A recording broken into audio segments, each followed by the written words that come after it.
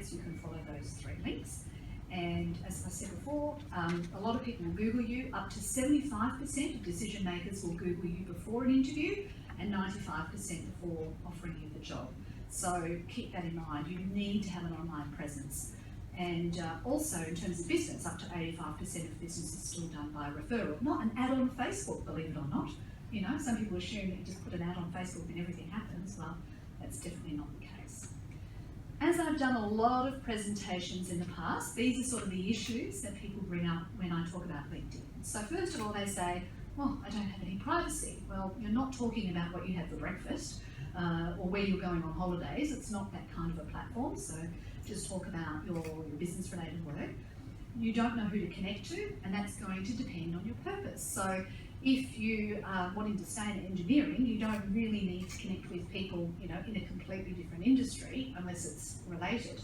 But if you want to expand your network like I do, well then you might say yes. So that's entirely up to you. If it's taking too much time, you can do a cost-benefit analysis. I'd suggest most people wouldn't need to do it for any more than 20 minutes a week. So don't assume you've got to do, you know, an hour a day on LinkedIn. That's definitely not the case. And if you think, well, I can't really write, well, I'm here to say, please just use dot points because nobody reads long sentences online. And of course, a lot of the time they're just scrolling whilst they're on their phone. So if you have lots of long paragraphs, people are just going to scan straight past it. They're not going to read any of that content. So you're actually much better off just with really short dot points. Scared of computers? Well, you're the digital natives, so you should be okay by now. But there's more than just digital literacy, which is filling in boxes. So digital competency, as I mentioned to a couple of people earlier, is about adding videos, curating really good content, engaging with the content. It's about producing good quality content. It's about, you know, reaching out to people and doing research and connecting with people who are going to make a difference to your career. So really think about that as well.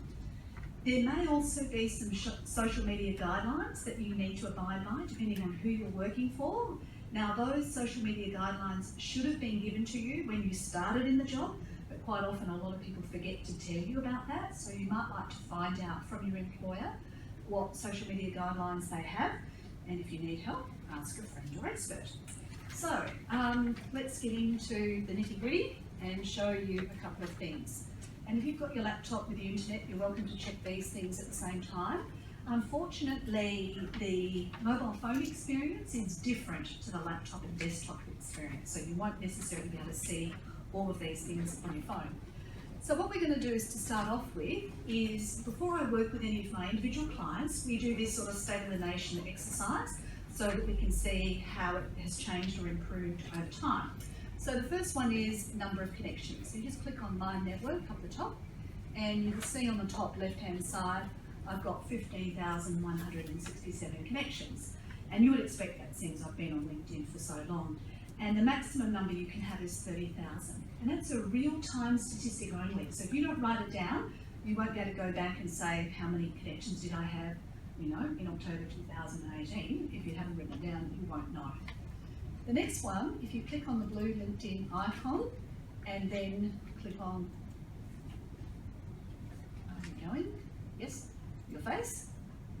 And you've been active recently, underneath your dashboard box here, you'll see articles and activity. And you can see I've got 15,756 followers, which is more than my number of connections. So that means that more people follow my content and are interested in my content that are actually connected to me. So that means people sort of see my stuff and think, yeah, I'd like to receive that information. So if you want to be recognised as a thought leader in the future, you want to build up that number of followers. The next number is the number of views per 90 days. So I've had 1,236 people look at my profile in the last 90 days. And this is my favourite activity to do on LinkedIn, and I call it reverse stalking, to see who's been checking me out. So let's see if anyone in the room has looked at me this evening. Is Fran here? And maybe Aditi? And Chris looked at me a little while ago, and that's a lady who came to an event I ran last week. And so this is super exciting for me, because particularly if it's my clients, I get really excited because I know they're doing their homework. And if for others, it just gives me a clue as to whether I'm attracting the right people to my LinkedIn profile. So if you're in sales, you definitely want to follow up with all these people who've been looking at your LinkedIn profile. The other result is the number of times I appear in searches. So that's per 7 days. So I've had 13, and the closer these two numbers are here, the better that is, and mine's slightly more. So 1,300 people I've appeared in their search results from another 2 universities and another couple of organisations and so on. So that's a really interesting thing just to keep a little bit of an eye on to find out whether people in your sector are actually looking at your LinkedIn profile. The next one is whether or not you have an all-star profile. Now, what an all-star profile means is not that it's actually going to help you, it just means you've filled out most of the main boxes on LinkedIn. So if you haven't filled out most of the boxes, you won't have an all-star profile. But if you have, then you will. Further down, I've got some skills listed. And believe it or not, I had 4,500 votes for my skills and endorsements. And then LinkedIn upgraded and I lost all my votes. So, you know, you can't rely on social media platforms forever. But anyway, here's my top 3 that I've chosen, and I've got others in there. So your goal, like mine is now, is to try and get at least 20 votes for your top 3 skills. So you might want to keep a little record of how you're going on votes for your skills. And then further down, you'll see I've got some recommendations, and I've received 64 and I've given 53. So the closer those 2 numbers are, the better that is. I saw one person's profile and they had nearly 200 that they'd received and 0 that they'd given. You know, that doesn't look real good. So, you know, try and keep the number fairly similar, but in the first instance, aim to get 6. Now, I have spoken to some lecturers and they're happy to give students recommendations, but you might like to give your lecturer or your past lecturer a recommendation too, you know, because then every time somebody looks at their profile, they're going to see your details.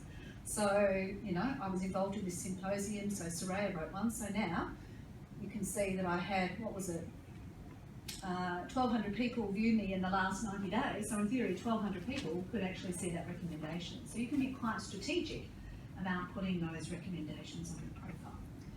And the next thing I do before I work with someone is I get them to change their setting on the browser. I don't know whether we can get to settings over here.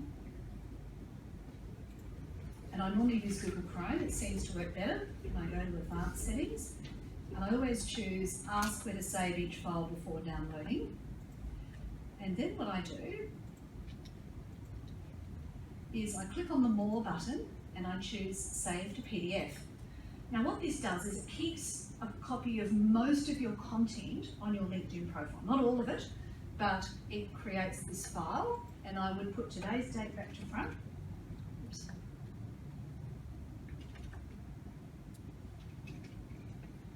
And then my name with dashes in the file name because that separates words, whereas underscores join them.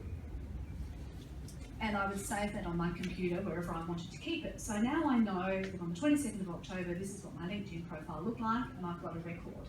So if I decide to change my mind and go into something completely different, I can go back to this record. Now the benefit of knowing how to do this is you can also look at anybody else's profile on LinkedIn and save that profile to PDF. Print it out, perhaps borrow a few ideas off somebody else's profile as well. So don't just think about it for your own backup. Think about using it as a way to not reinvent the wheel, but borrow ideas of somebody else who you admire and respect. The next one I'm going to show you from the Me menu, and you click Settings and Privacy.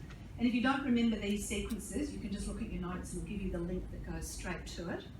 So we click Settings and Privacy, and Privacy again. And if you scroll down here to download your data, and you click on the works, and you click Request Archive, and you type in your password, what will happen is LinkedIn will send you an email with a link, and then you click on that link immediately and download your files. Now, one of the files will be a CSV file that you can open in Excel, and it will have the first name, the last name, the email address, the current company, current job, and the date you connected with all of your connections. So particularly if you're in the sales engineering role, you can use it as a follow-up to sales, You can remind yourself of, people you went to uni with, etc., etc. So really handy to have that backup.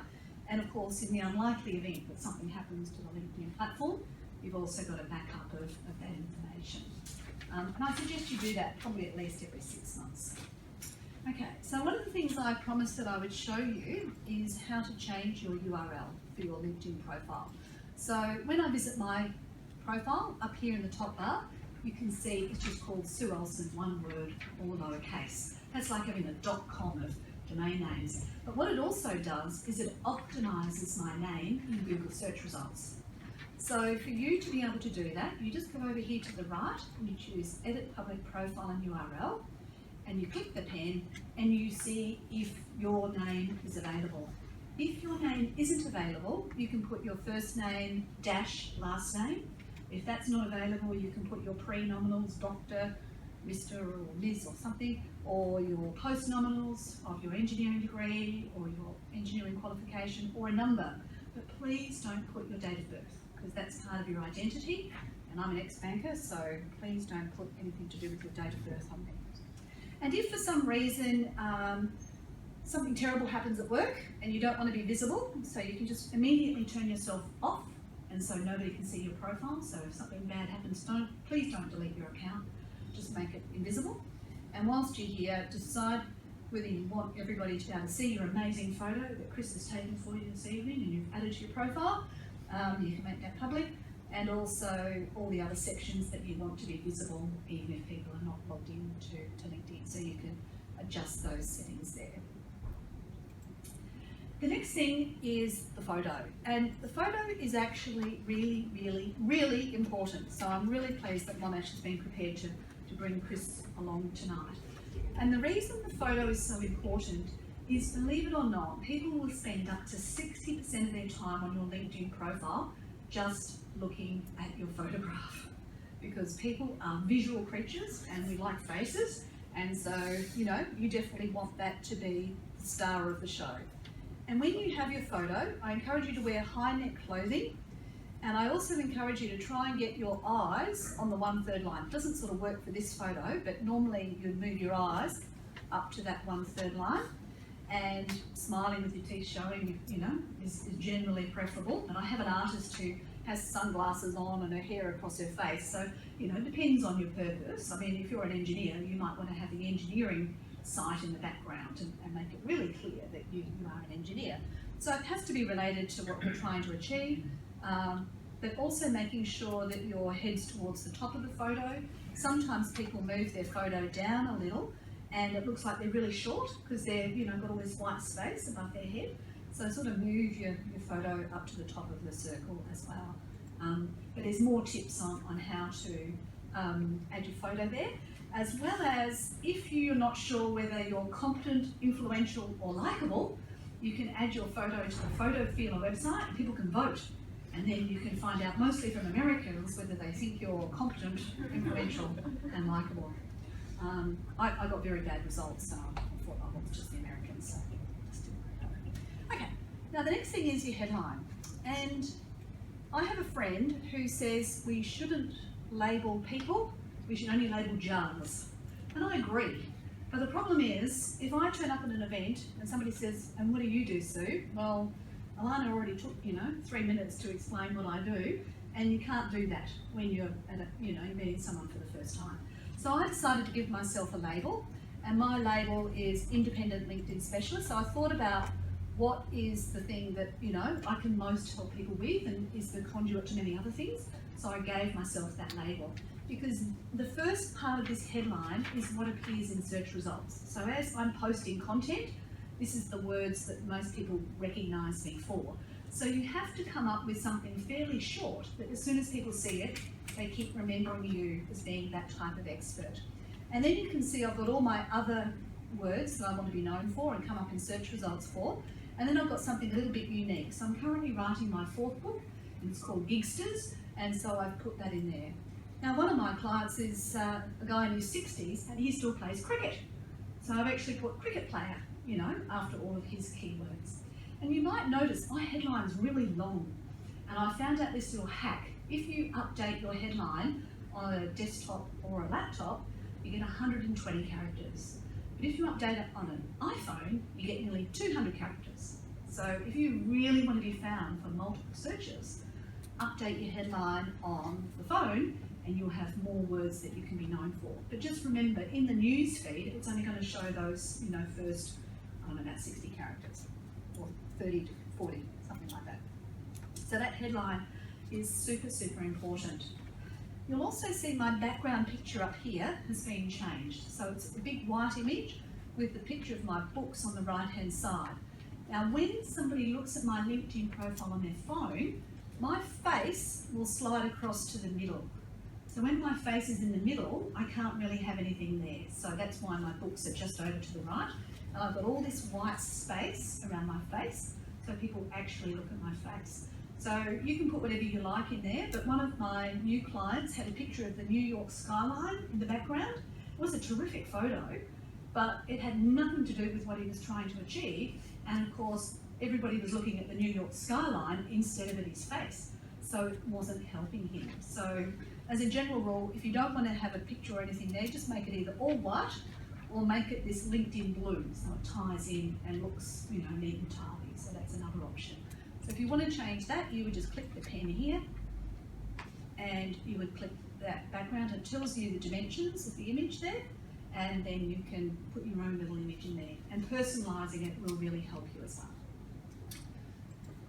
Next one is your summary. Now, most people hear about me because I do a lot of speaking and I do a lot of teaching. And so if they've heard about me and they've found my LinkedIn profile, my photo's not too offensive, and my keywords match what they're looking for, the very next thing I want them to do is email me or call me. My phone doesn't buzz very often because I make it really, really clear in the next part exactly how I help them, and then I go into some more information, and then if they want to click, they can scroll through here and you'll see that that's my bio that you heard earlier, and then there's 3 videos and an image there. So your summary is going to depend on what your purpose is. So if you want to work out what that is, you can follow the instructions on that link there. The next settings I'm going to go through are in your settings and privacy menu, and email addresses. So do any of you still have valid Monash email addresses? Yes?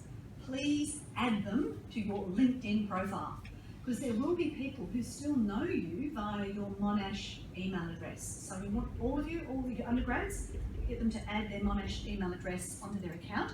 You can see I've got lots of email addresses, and I'm never taking any of them off, because if somebody connects their phone or their email account to LinkedIn, which is called syncing, S-Y-N-C, then I can be found by those people and be invited to connect with them on LinkedIn. So that's why you want to add your email address even after it stops working. Just always add any of your email addresses to your account. What you can also do in here is you can add your phone number. Now, I'm going to give you a warning here.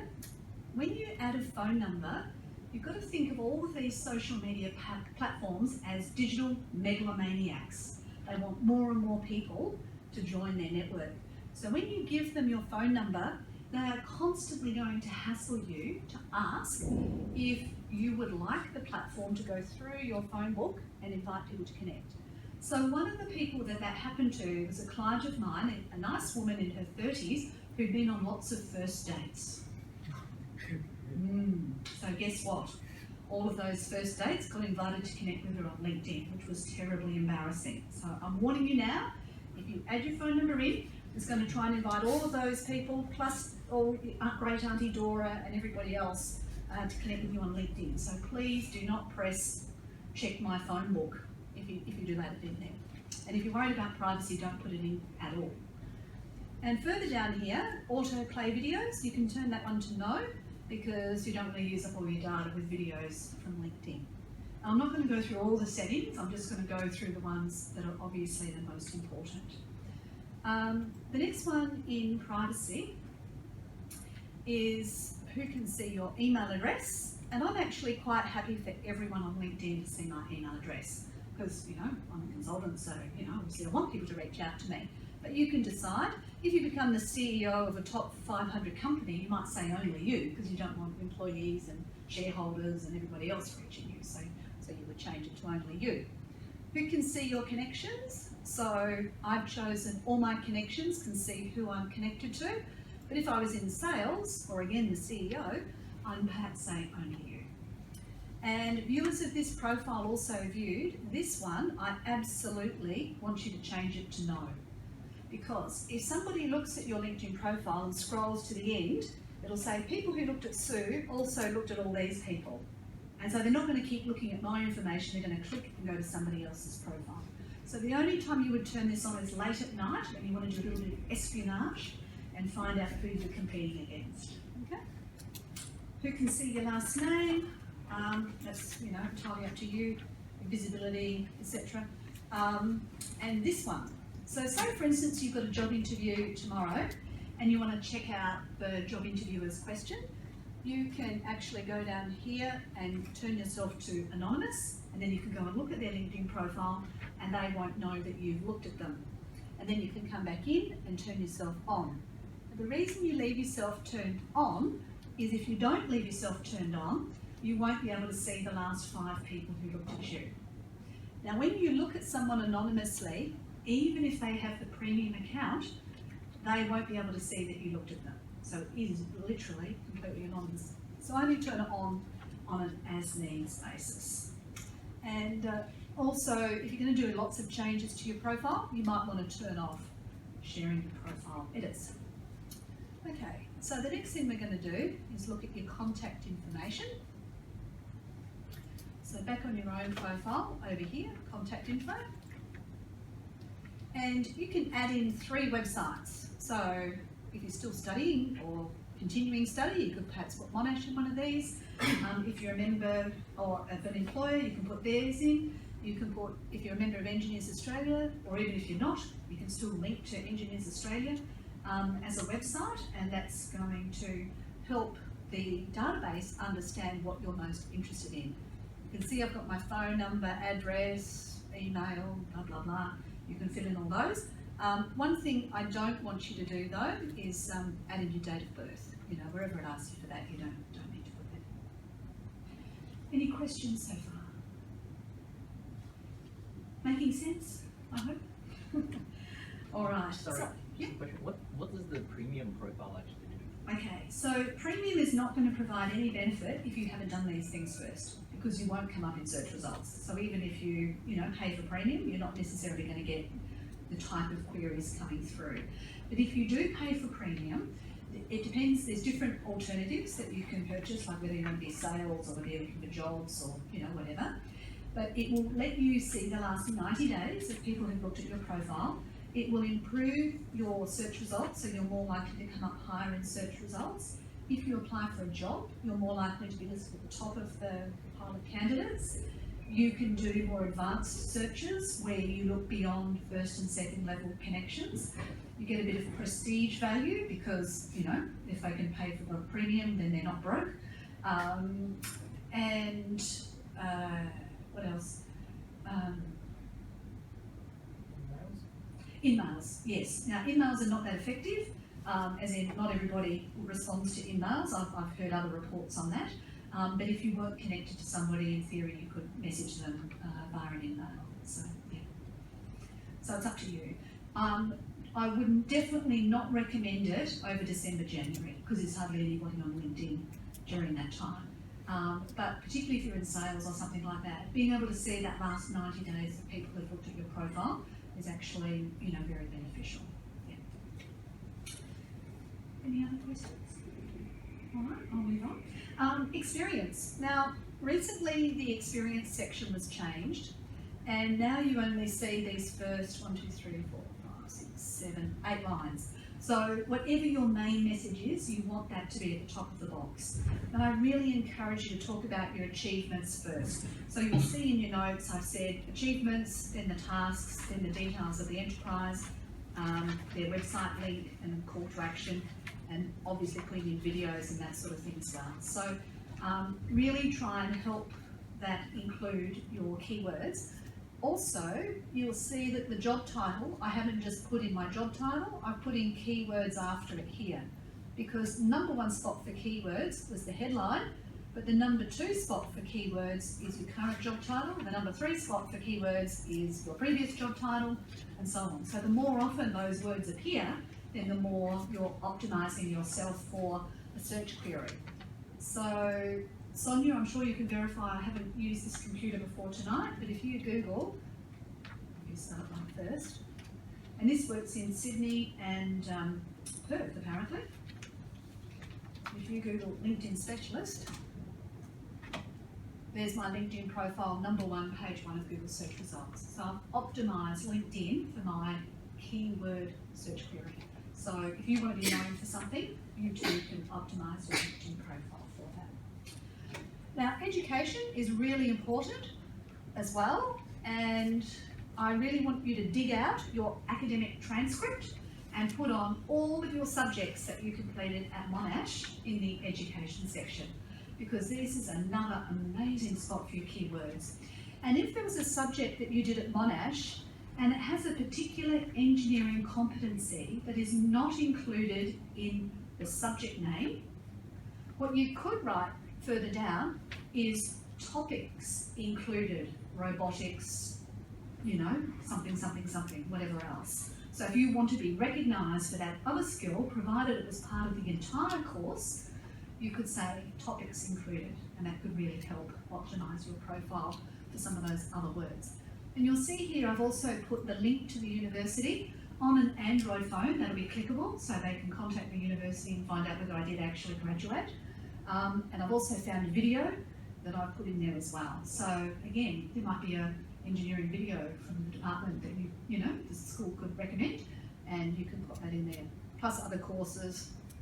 And then your voluntary work.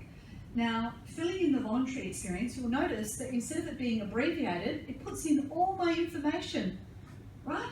So my goodness, if you've done any voluntary work, please put it in, because all this is completely visible at the moment, and it's really going to help get your message across. Your endorsements, as I said earlier, get the top 3 at the top that you want to be known for, and your recommendations. And then there's all these other sections that you can fill in on your profile. So skills, accomplishments. Here's an easy one for you, languages. I presume you all speak English, so you can easily do that one. I did French at school for 5 years, so I put that on there as well. But please, the more of these that are completed, the more likely you are to come up in search results. One of the ones that might be particularly relevant for you as engineers is projects, because a lot of the work you do is project-based. And if you write up those projects early on in your career, and then you're asked a behavioural interview question, you could reference that project, because quite often you'll forget the details of particular projects. So adding them into the projects is really good, provided you don't include anything that's commercially sensitive. So you don't say we saved the company, you know, $300,000, you know, just say we saved the company 24% of annual revenue or something like that, much better. You don't want to put specific figures. Okay. Also, you need to remember that most people will never complete these sections, so you're obviously going to have an advantage if you do. Please stalk me as often as you like if you want suggestions and ideas and a pro forma. And there's also another link on the top of page 8 to how to showcase your professional membership on LinkedIn.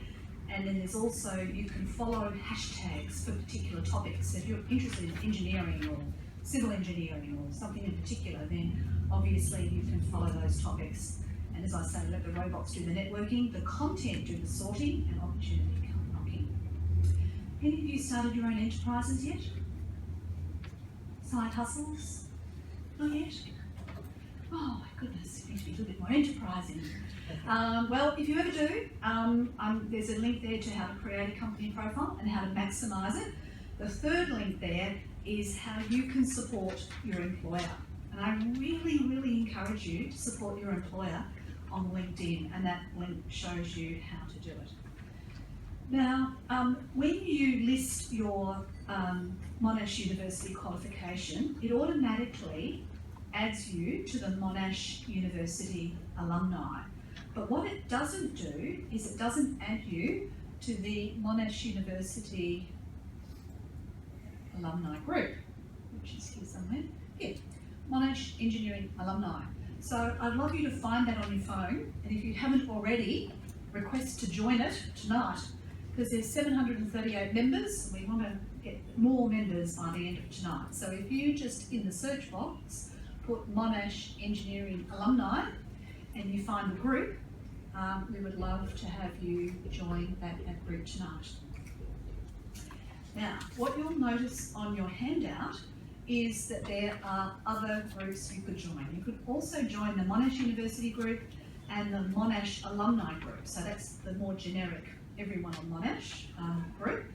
And then there are individual groups for mechanical and aero something. Is it like aeronautics or? Aerospace.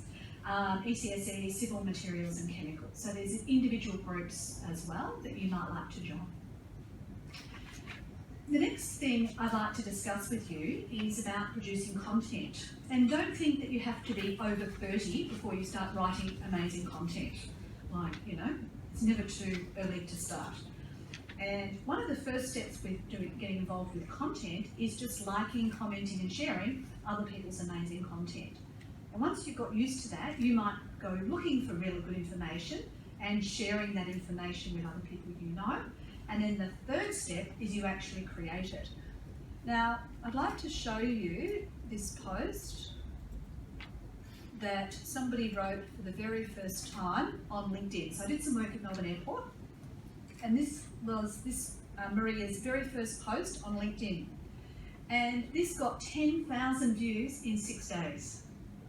And as you can see, it's had 115 likes and 33 comments, and it was the first post she ever did on LinkedIn. So, you know, imagine for you, it would be the first post. So, as engineers, I know you've got analytical ability. Can you tell me why this post performed well? Put the links to the other people and websites. Yeah, so this is a ping. So she typed @SueElson, so it put my name, so it's a ping.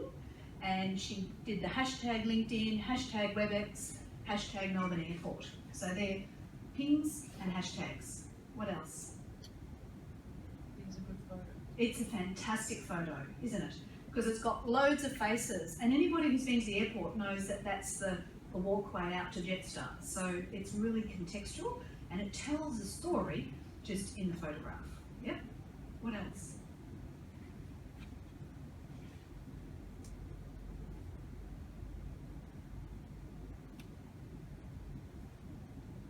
It's a short paragraph, so it's not too long. Yes, not too long, and it gives quite a bit of information in there. And it starts off with the word today. So believe it or not, I checked out Maria's profile earlier today when I was working with another client, and would you believe it is still going through the news feed now, 2 months after she first published it, even though it said today, which was actually 2 months ago. So starting off a post with the word today gives it some currency, even though it's obviously past. So yeah, so that's that one. Now the next one I'm going to show you, I gave this one out on a Friday afternoon, which is absolutely the worst time of the day to share a post on LinkedIn. So again, you'll see I've used the word today, and I've pinged quite a few organisations, so the Career Development Association, and unlike this previous one, where there was no link to anywhere else, it didn't link to some other website, this one actually linked to the Career Development Association website, and as well as my profile on the CDA website. I pinged extra people to say thank you, and then I added all these hashtags in, and then I've got a screenshot of the website which also told the story, and I added that image before I added the link, because it seems that LinkedIn likes the picture to go on first before the link, because otherwise it thinks that the links are taking people off the platform. Whereas if you put the picture in, it works much better. And then I had 114 likes, 76 comments. So as soon as somebody wrote something, I lost my entire afternoon. I had to respond to all of these comments. But I got 13,000 views within 7 days. So yeah, it really works once you know how these things work to get your content to go viral. So if you want to be known more, definitely consider those options for posting on LinkedIn. The next thing is you can write an article on LinkedIn. So from when you open LinkedIn, it says here, write an article, right? So I've written quite a lot of articles. If you look at my profile, it says here, see all my articles. And yeah, there's about 50 articles in there of different content. But again, if we do a Google search on tough love for the unemployed, whoop, didn't even spell it right, but still, 2 of my articles that I've written on that topic are first and second in Google search results. So you can optimise your content and be found in Google search results for content you publish on LinkedIn. So there's more instructions on how to do that, and also how to keep a copy on archive.org if you would like to do that. So the rest of page 10 talks about making sure your content really does go viral, and it gives you more instructions about that and how to encourage your posts to go viral. So if you ping your lecturers and ping your friends and they all like it within the first hour, it's really going to go gangbusters. So what you can also do with your content is when you see it in the news feed, I'll just go back to the news feed, every article has this little link, copy the link to the post. So I'd encourage you to keep a record of all the things you post, but also if you want to send that to your 10 best friends and tell them all to like, comment and share your post, and that happens within the first hour, again, it's going to help them go viral and get things happening. Now, up here in the search box, you can search for people, jobs and content, and if you click the magnifying glass, you can search even further, and you can sort by location, the company they work for, lots more searches. But if you do a lot of searches, you're eventually going to run out of allowable searches. They'll say, well, you're searching too many people. So if you get to that point, what you can do is a Google advanced search. So if Monash is looking for more of its alumni, it can do a Google advanced search, and it can say Monash University and engineering, and it can go down to the website and it can say LinkedIn,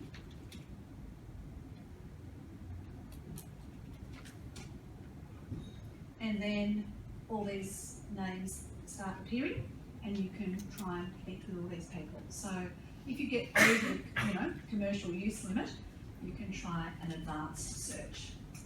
I would be really remiss if I didn't talk about video, particularly with men. Apparently men like videos even more than women. And if you upload a video directly into LinkedIn when you write an article, so if you go back to here, and you add in a video just by clicking that, what you can also do is upload an SRT file. And if you don't know how to get an SRT file, upload the video to YouTube first, and then wait and get the captions file, and then you can download an SRT file. It's all the captions that are next to the time marker. So when you upload the video, after you've uploaded the video, it will then say, do you want to also upload an SRT file?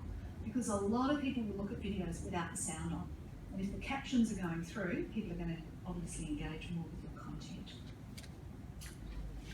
The last thing I'd like to look at before we go through any extra bonuses is the Jobs tab. So from the top menu, you can turn on Career Interests, and you can indicate the type of work you're looking for. So even if you're in a job now but you're not interested, but you want to maybe do some pro bono work or something else, you can fill this in, whether you're actively applying, what sort of jobs you'd be interested in, don't know why that's there, whether you're interested in full-time contract, remote, temporary, what industries do you prefer, etc., etc. And that will stay there for 3 months, and then it will drop off. So if you want to remember it, you'll have to keep a record, but otherwise you can turn that on. And then there's other things you can do there in terms of following your target companies and, looking out at the ads, subscribing to alerts, so on and so forth. So Yeah. So what's the odds that someone from HR will pick up that you're doing that if you're working at a company? Yeah, okay. So if they have LinkedIn Recruiter, there's a possibility because obviously if they're looking for somebody with the same skill set, yes, you will appear there. So obviously you would then adjust the message to say, look, if the worst happened and they did look at me, how would my message appear? If you're really, really anxious about it, you wouldn't fill it in. Yeah. Are you working for a large company? Medium size? Do they have LinkedIn Recruiter? No. Right, you'd be fairly safe. Right. But if they had LinkedIn Recruiter, it would make a difference. Also, if you would like to work for a particular company, follow them on LinkedIn. Because if they have LinkedIn Recruiter, then you're more likely to appear in search results. So I know that definitely for the National Australia Bank, they like to recruit people who are already following the NAB. So yeah, it's definitely worth considering. Can they see when you follow them? Good question. I'll just have a look at my company profile, or one of my company profiles. Don't think I can actually see who's following me anymore. You used to be able to.